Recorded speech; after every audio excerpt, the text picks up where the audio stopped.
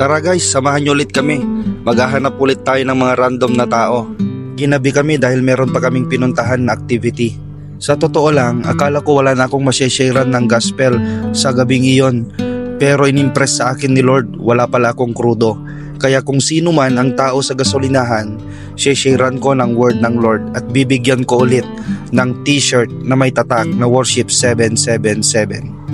So yun nga guys, bumaba ako at kinausap ko yung empleyado ng gasolinahan.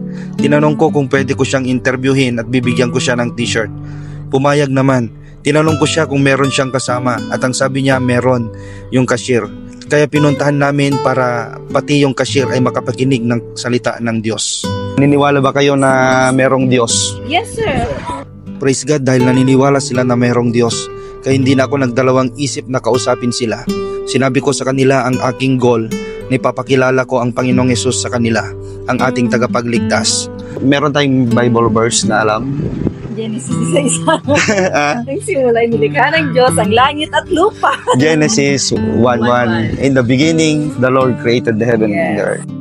Totoo yun guys, ang langit at lupa ay nilalang ng Diyos, maging ang lahat ng bagay at maging ang mga tao. Hindi ko sasabihin kasi ako, ayokong sabihin yung pangalan ko, ayokong sabihin kung taga saan ako kasi ang gusto ko, ang iwan ko ngayon sa inyo, si Jesus.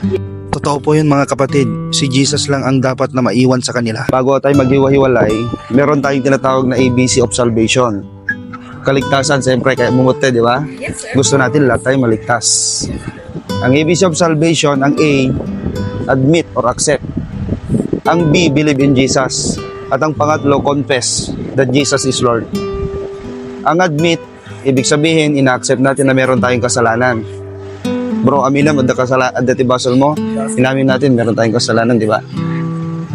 1 John 1:9, if we confess our sins, pag kinumpisan lang ating mga bibig, ang ating mga kasalanan sa harapan ng Diyos, patatawarin tayo sa ating mga kasalanan dahil siya ay matuwid at tapat na Diyos.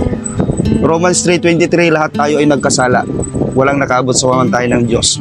At ang sabi ng Romans 6:23, ang kabayaran ng kasalanan ay kamatayan. So dapat lahat tayo patayin dapat. Di ba? Kasi kabayaran ng kasalanan ay kamatayan. Ano naman po tayo na talaga pero hindi, I mean, is eternal suffering. Pero dahil meron tayong Diyos, kaya nga believe in Jesus. John 3:16, for God so loved the world, di ba? Gayon na lamang ang pag-ibig ng Diyos sa sanlibutan at binigay niya ang kanyang bugtong na anak upang sino mang sumampalataya ay magkaroon ng buhay na walang hanggan. Di ba? At John 14:6, I am the way, the truth, and the life. No one comes to the Father except through me.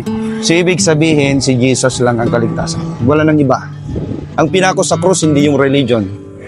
Tama? Yes. Ang pinako sa krus ng Kalbaryo para maging katubusan ng ating mga kasalanan, si Jesus. Kaya kung may magtuturo sa atin, sama kayo sa aming religion, maliligtas kayo. Mali yun. Si Jesus, yakapin mo si Jesus, siya magliligtas sa'yo. Believe in Jesus, kaya dapat maniwala tayo kay Jesus. At ang pangatlo, Romans 10:9, pag kinumpisan lang ating bibig, ang Panginoong Hesus ay nabuhay mula sa mundo ng mga patay. At kinumpisan lang ating bibig na si Jesus ay Lord, tayo ay maliligtas. Yan ang sabi niya. So gusto ba natin tanggapin ang Panginoong Hesus sa ating buhay? Sige, dahil gusto natin, maikling panalangin lang, 1 minute lang, sumunod kayo sa akin. Sabihin natin, Panginoong Hesus, maraming salamat na sa oras na ito, nalaman ko na ako isang makasalanan. Patawarin niyo po ako, Panginoon, sa lahat ng aking pagkakasala. Naniniwala ako na ikaw ay namatay, ngunit muling nabuhay sa ikatlong araw upang maging tagapagligtas ko. Tinatanggap kita bilang Diyos at sariling tagapagligtas ng aking buhay. Maraming salamat po, Panginoon. Isulat niyo po ang aking pangalan sa aklat ng buhay diyan sa langit. Amen.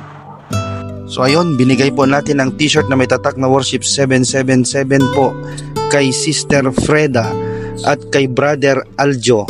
Tulungan nyo naman ako ka-worshipers na ipag-pray sila upang mas makilala pa nila ang ating tagapagligtas, walang iba kundi ang ating Panginoong Hesus.